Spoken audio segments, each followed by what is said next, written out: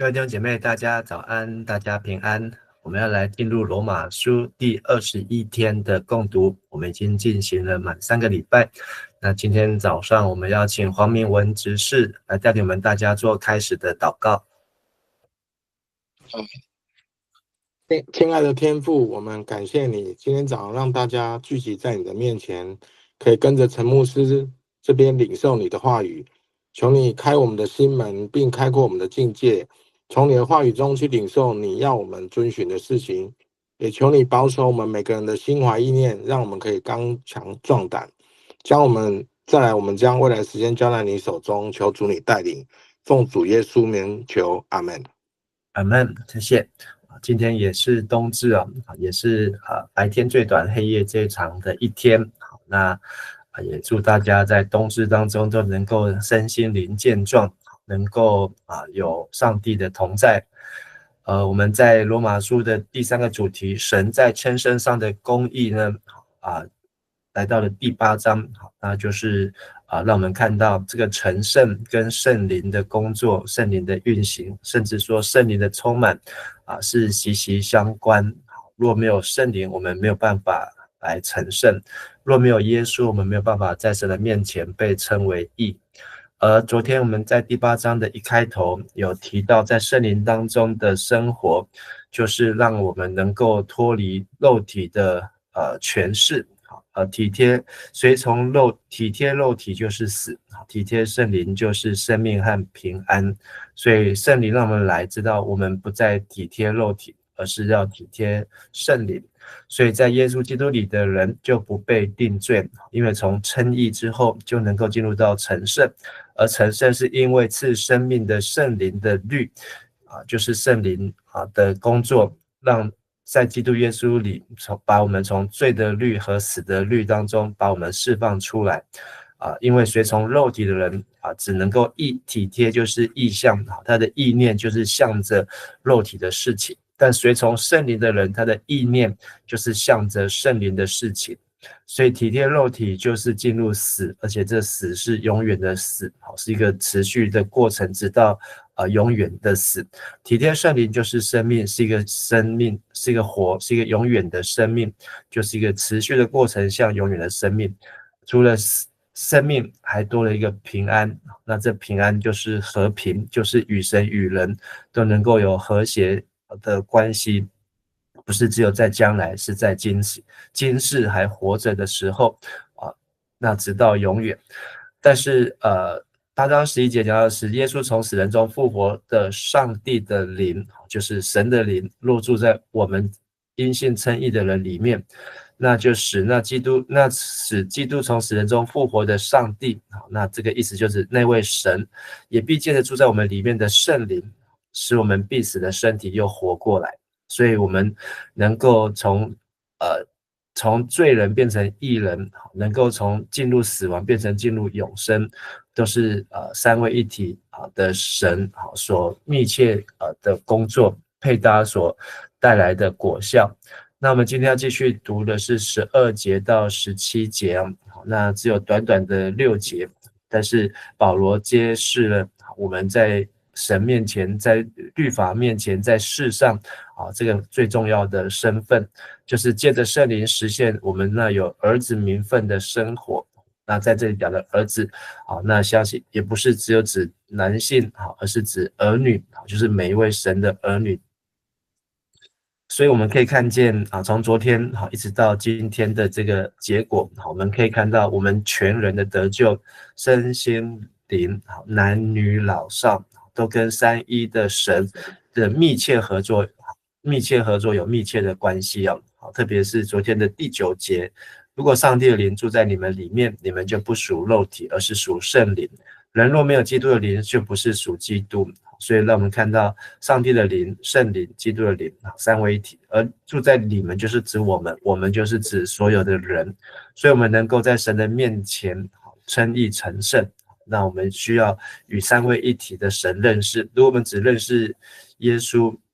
只认识上帝，没有认识耶稣，那我们只活在旧约当中；我们只认识耶稣，没有认识圣灵，我们只活在福音书当中。但是当我们认识了圣灵，才能够认识知道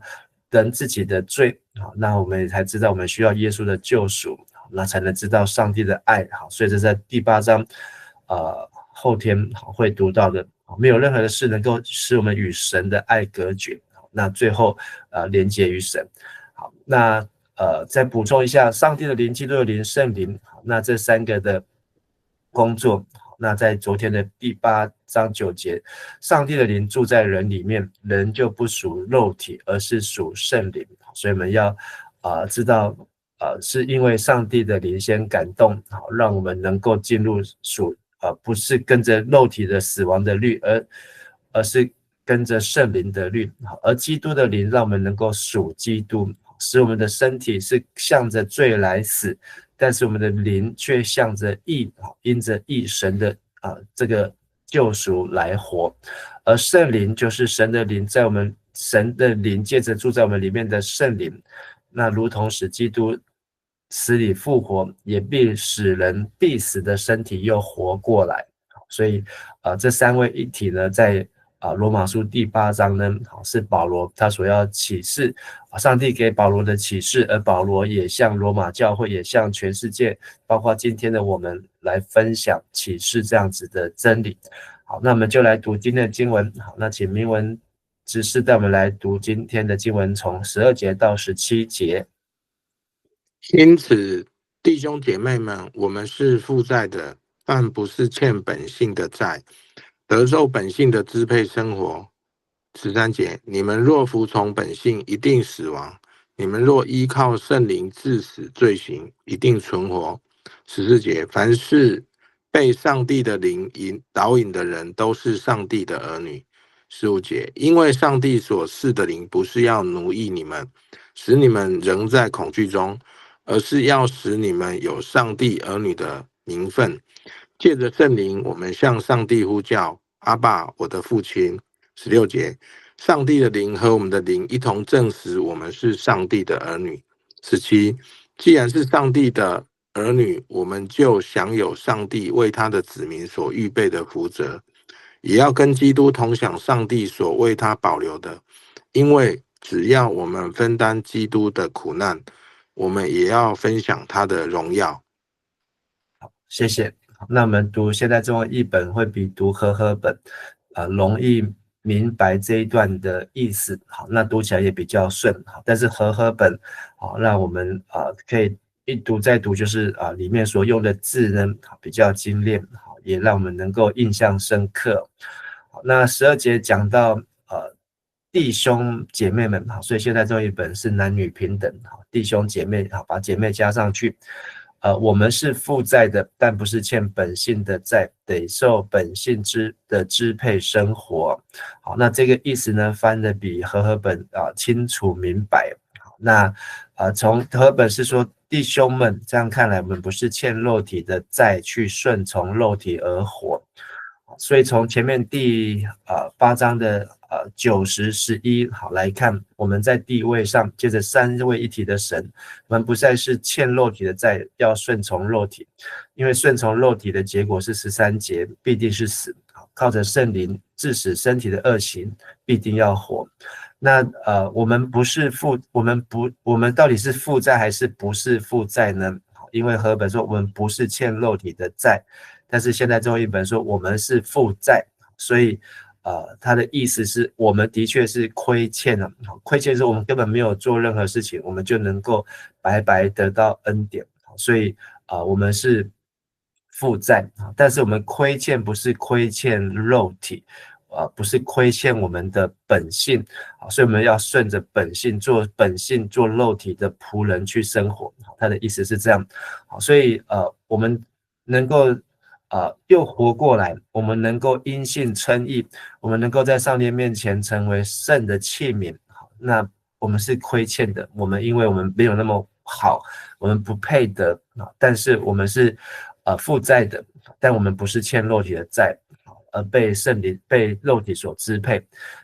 但是我们若顺从肉体，服从本性，就是死了。那这里的你们必要死，意思是说你正在死去的过程当中。其实我们也是每一天都在往死的过程当中，但是因着认识耶稣，我们知道我们虽然会每天往死的过程，但是我们也是通往永生的过程当中，死不过只是其中的一个阶段，而且我们必须经过的阶段。那在这里指的死呢，13节说必定会死，这个死呢是永远的死啊。好，那也跟创世纪上帝对亚当夏娃所说，你们吃的日子必定死，不是那一天死，而是要通向永远的死。所以在罗马书已经把这个意义向我们揭露出来。所以我们若依靠圣灵治死罪行呢，治死这个字呢就是消灭或是戒绝，就是把它戒掉断绝，或是完全不做，完全不是依靠肉体的时候呢，我们必定存活。好，那这活不是只有活一天，是通往永生。所以在这里已经是一个很清楚的这个永死和永生的选择，是一个分水岭，是一个临界点，是一个必须要做出的一个判断十字路口，向左或向右。而必要活着呢，就是指将要永远的活着。好，那所以14节，保罗继续说，我们要接续这个永活，就是凡被上帝的灵导引的人，都是上帝的儿女。好，那这个上帝的灵呢，就是神的灵。好，那也就是前面13节讲的圣灵致使恶行，所以整个过程呢，都是上帝在发动。好，那他救赎了人，因为上帝公义的审判，让耶稣基督来拯救我们。这整个拯救的过程呢，明白、接受、相信，就做神的儿女啊。好，这个导引，和本翻成引导，意思是一样，就是引领或带领。那比较特别是这个字，都是上帝的儿女。好，那在和本是神的儿子，原文是指完完全全都是神的儿女，就是完完全全是神的儿子们，是复数，就是 totally 成为神的儿子，完全的成为神的儿子。所以怎么样完全成为神的儿女，就是接受神的灵的引导。那神的灵的引导呢，就是在圣父、圣子、圣灵三位一体的神的引导，不是只有圣灵充满，圣灵充满，圣灵充满，但是我们却没有基督的灵，不是只有基督的灵，却没有神的灵，必须有神的灵、基督的灵、圣灵。所以在罗马书这里呢，把这三位一体的工作呢，揭露的让我们很清楚。所以我们选择的是一个双胞胎的儿子，好，让我们想到了这个以扫和雅各。好，那两个人是一起出生，但是呢，一个是属肉体，一个却是心理意向体贴圣灵。好，所以雅各体贴按着这个妈妈，好，向着妈妈给他的话，好，那他体贴神的应许。但是呢，以扫呢却为了红豆汤，来出卖自己长子的名分，连这个儿子的做他的父亲雅各的儿子呢，对不起，做他父亲以撒的儿子呢，他都放弃掉了。所以这是一个属肉体和属圣灵的一个分界。其实上帝这个创世纪当中的安排，也让我们看到，那以扫的后代是谁呢？就是以东。那以东呢，到了以色列和犹大南北两国的时候呢，以东已经跟上帝的儿子这个以色列的时期已经完全是敌对甚至成为世仇。本来都是神的儿子，所以我们看到一个属肉体的后裔和一个属灵的后裔呢。好，那今天的以东已经不再是完全的以东，但是今天的以色列却仍然是这个雅各，就是以色列的后裔所以雅各也被改名为以色列，因为一个是意向于神的公义，一个是意向于肉体，体贴肉体，就是这个伊甸园当中蛇的这个诱惑试探。一个是属于光明，一个是属于黑暗，一个属于善，一个属于恶，一个是洁净，一个是不洁净，一个是相信，一个是不相信。相信的就觉得长子的名分很重要，所以雅各千方百计的要有这个长子的名分。但是以扫呢，却觉得这个长子名分有什么用呢？我今天没有吃到这个红汤就死了，我就要饿死了，我这有长子的名分又如何呢？结果没有想到这个死呢，虽然那天他没有饿死，可是他在灵性上、在地位上、在法律上、在圣经上，好，他是进入了永死，好，那他不再也以扫这个上帝给他长子的祝福呢，就是完全的放弃掉。所以上帝的灵，上帝的计划，即便耶稣基督还没有降生，即便圣灵还没有从五旬节那天降临下来，但是呢，上帝的灵其实在引导每一个人都能够做上帝的儿女。所以神的灵、基督的灵、圣灵呢，跟人，我们的眼、耳、口，还有我们的心，一起来合作。所以神的灵，上帝的灵、基督的灵、圣灵，让我们的眼睛能够辨识，耳朵能够倾听，口能够提问，然后能够接受神，看见明白神的引导，走在神所喜悦的路上。上帝的灵差遣神的儿子为罪人牺牲，满足神的公义。基督的灵差遣保惠师，使相信的人明白进入真理。圣灵持续住在这一些被神所拣选、所救赎的人，成为圣洁的器皿，也使人能够做神的儿女来荣耀神。所以让我们看到三位一体的神和每一个人的这个身心灵密切的来合作，使我们能够从因信称义、因信成圣，到今天会讲到的因信得荣，就是得荣耀。好，那所以15节，因为上帝所赐的灵不是要奴役你们，使你们扔在恐惧中，而是要使你们有上帝儿女的名分。借着圣灵，我们向上帝呼叫阿爸，我的父亲呢。所以我们领受的呢，好，这个灵上帝的引导我们，好，让我们不会做上帝的奴仆奴役，也不是做罪的奴仆，而是做上帝的儿子。好，那这个就让我们想到路加福音15章，那大儿子小儿子，奴仆的心带来是害怕，儿子的灵让我们很自然的呼叫我的父亲。好，所以这个路加福音小儿子回来，好，第一个想我的父亲，我得罪天也得罪了你。所以他对他的父亲的呼叫呢，是一个从罪恶当中，好，那即便他的身份已经地位上已经在卑贱到不能再卑贱，好，甚至他觉得都没有脸可以回到父亲的面前，只能够做长工。但是呢，当他一开口呼叫父亲的时候，他的父亲就回应他，好，就拥抱他，就与他亲嘴，并且还给他穿上了外袍，给他戴上了戒指，还为他杀了最肥的牛。圣灵和我们的灵一同证明，我们不再是在外面流浪的浪子，而是我们能够回到阿爸父的面前，呼叫阿爸父。那8章15节说，上帝的灵不是要奴役我们，好，让我们像是奴仆一样，好，然后不敢跟他有亲近的关系，好，而是要使我们能够有儿子的灵啊。好，和合本的翻译，好，现在这种译本的翻译，已经跟和合本的意思翻译不太一样。和合本说我们所领受的是儿子名分的灵，因此我们呼叫阿爸父。那儿子的灵，好，那和修本要加上名分啊，那和合本是儿子的灵。那儿子的灵，儿子名分的灵，好，就是使我们有这个灵，使我们有上帝儿女的名分。但是这里提到的儿子，好，它的意思原文是指嗣子，好，就是不是亲生的，但是呢却是养子。好，那在当时的罗马世界，许多的权贵收养一些有能力的养子来继承他们的产业，那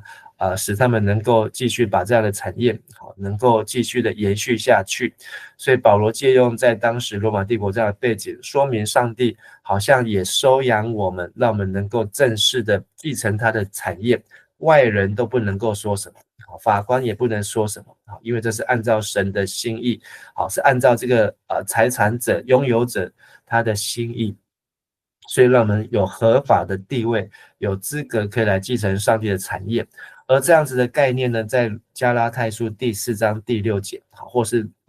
罗马书8章15节，可以对照是加拉太书4章6节。我来读一下。加拉太书4章6节到7节说，因为你们是儿子，神就差他的儿子的灵进入我们的心，呼叫阿爸父。可见你们不再是奴隶，而是儿子了。既然是儿子，就靠着神也成为后嗣。好，所以后嗣就是这个字，好，嗣子或是养子。所以在加拉太书也好，在罗马书也好，因为加拉太书两种说法，北加拉太、南加拉太，以至于这个加拉太书可能比罗马书早写成，也有可能比罗马书晚写成。那但是无论如何呢，保罗在加拉太书和罗马书呢，两卷对照呢，是非常的接近，而且都是非常清楚和明白。所以我们能够有这样的名分，因为我们叫他阿爸父，而他也会回头。如果我们跑去这个台湾的首富、世界的首富面前叫他爸爸，他会不会回应你？他完全不会回应你。但是如果我们跟他有既正式的关系，我们叫他爸爸，他就会回应什么事情，他就会回过头来理我们。同样，我们来到上帝面前，如果我们跟他没有正确的关系，我们叫他爸爸，上帝他也不承认我们是他的儿女。但是我们跟着上帝有正确的关系，我们叫他为阿爸父，那他就愿意回应我们。阿爸这个字是一个亚兰文，阿爸，那跟我们台语阿爸是发音是一模一样。好，那这个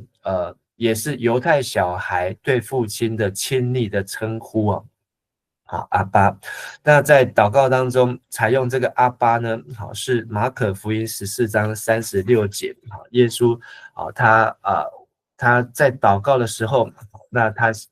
最先来用的这一个阿爸这个字啊，所以这是耶稣在客西马尼园的时候的祷告。好，所以他说阿爸父啊，在你凡事都能，求你将这杯撤去，然而不是照我所愿，而是照你所愿的。所以当耶稣用这个阿爸这个字在跟上帝祷告的时候，关系非常的亲近。因为整个圣经当中可以看到，就是耶稣唯一可以看到这样子跟神的祷告，耶稣为我们做开头。但是呢，其次就是这个祷告的内容是很重要。既然称他是阿爸，所以呢不是照我的意思，是照阿爸你的意思。所以阿爸父呢，就是顺从，一种顺从。那耶稣这样祷告，也是一个圣灵的工作，是一个圣灵在耶稣身上的动工，让他接受圣灵的引导，所以他叫他阿爸。所以当我们下次跟神祷告阿爸父的时候，我们要记得这个祷告的内容不是照我的意思，而是照你的意思。那我们就能够看见上帝的带领。如果照我们的意思，那就是我很棒，就是按照上帝都听我的。